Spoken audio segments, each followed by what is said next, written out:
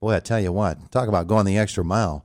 Jim Struzzi's doing that for us today. Conversation brought to you by Marcus and Mack, a law firm representing injured people. He is Representative Jim Struzzi. He's got a bit of a frog in the throat this morning, says he feels okay otherwise.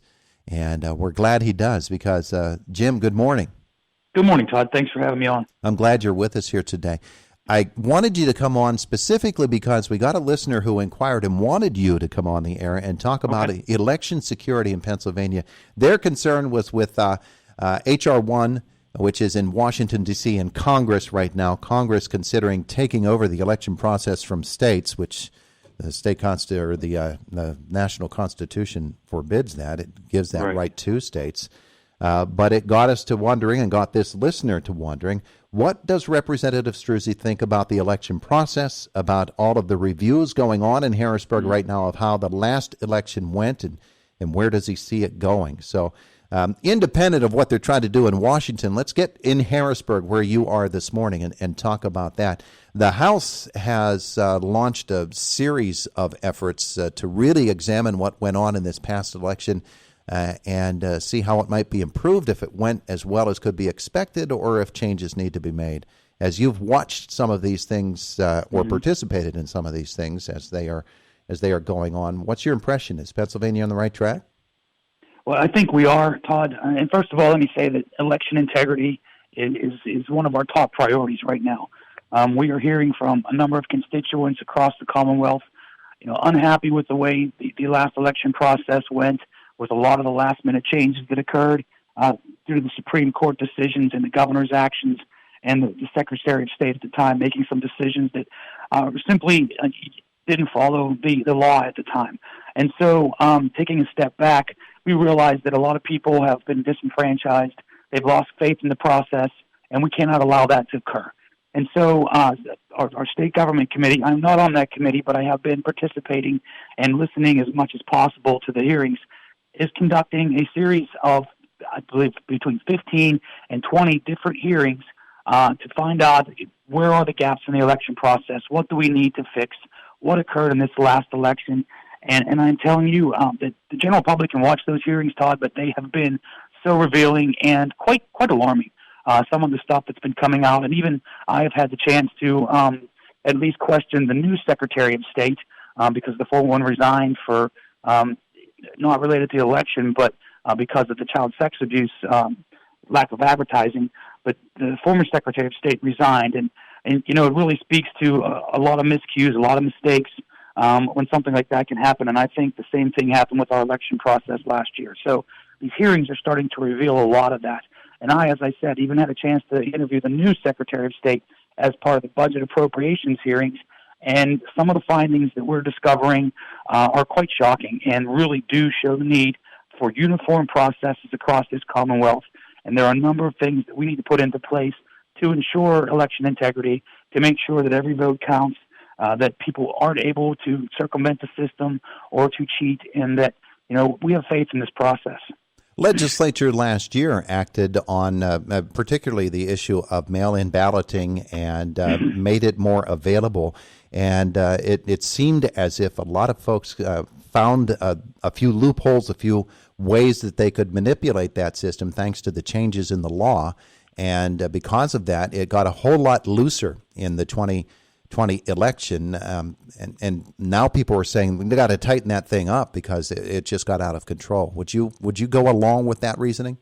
I think they're absolutely right. And what happened, we passed Act 77, to allow for the mail-in balloting, and unfortunately, the Supreme Court injected itself into some of those processes, which that was hashed out in the court. Some of that, it wasn't right. They removed the signature verification for mail-in ballots and allowed some different timelines that were simply against Act 77, allowing mail-in ballots to be accepted after the election was not part of the original plan. So a lot of those kind of things have to be fixed, and they have to be fixed sooner rather than later. And that's part of the stuff that we're revealing through this whole hearing process. And just some of the shocking things that we've discovered, Todd. We're dealing with a base election law that was written in 1937. In the law, it still has that you have to have a lantern at a polling place. I mean, that's the kind of outdated stuff that's still in the law.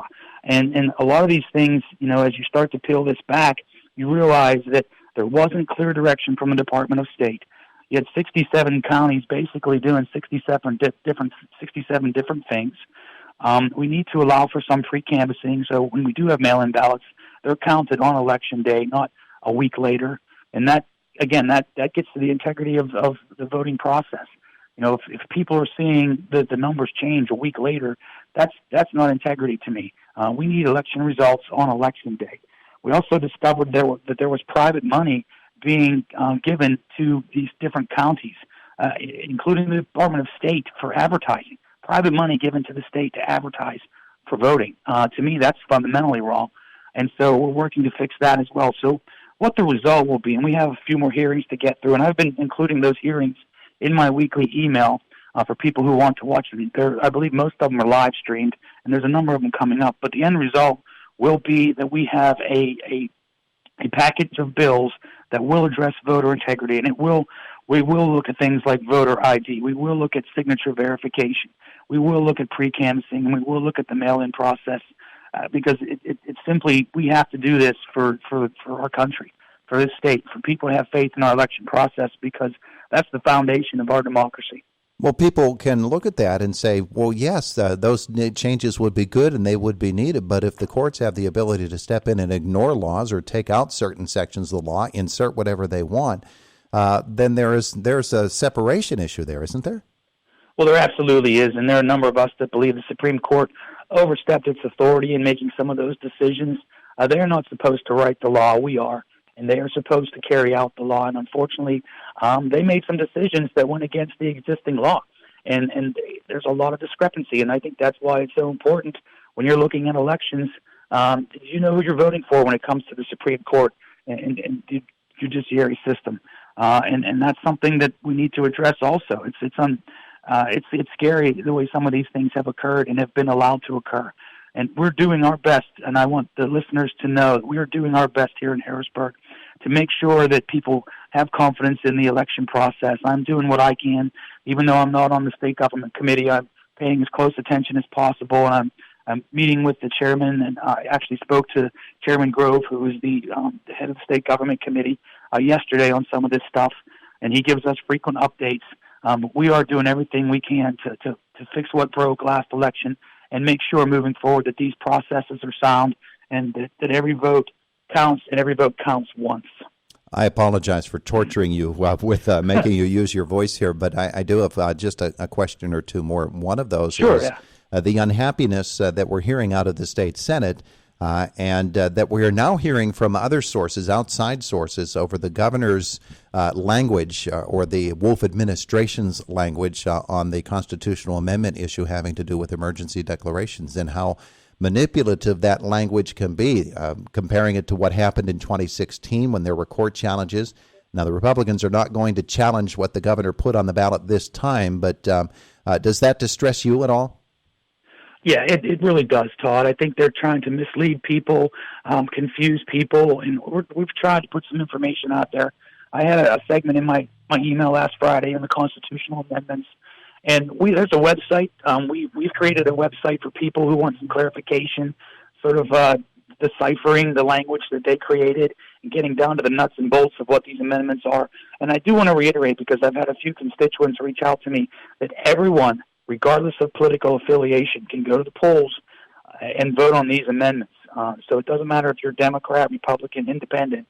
Every registered voter can vote on these amendments. But the website, Todd, if people want to learn a little bit more about these constitutional amendments and the actual wording and what it means, you can go to pahousegop.com/voice of the people. That's pahousegop.com/voice of the people.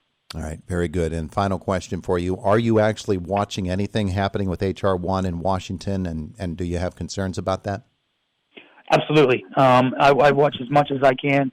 Obviously we're in Harrisburg and we're very busy with a lot of different things right now, trying to still get people back to work and provide for our families. But I do pay close attention to the national issues as well, and it deeply concerns me. That simply violates our constitutional rights as the Commonwealth of Pennsylvania, and I think we need to do everything we can to prevent that from occurring. Representative Jim Struzzi, thank you so much for taking these extra steps this morning with your voice the way that it is. I appreciate it very, very much. Absolutely, Todd. Thank you. Have a great day. You too. Bye. It is Indiana in the Morning here on WCCS 101.1 FM, AM 1160 at 9:23.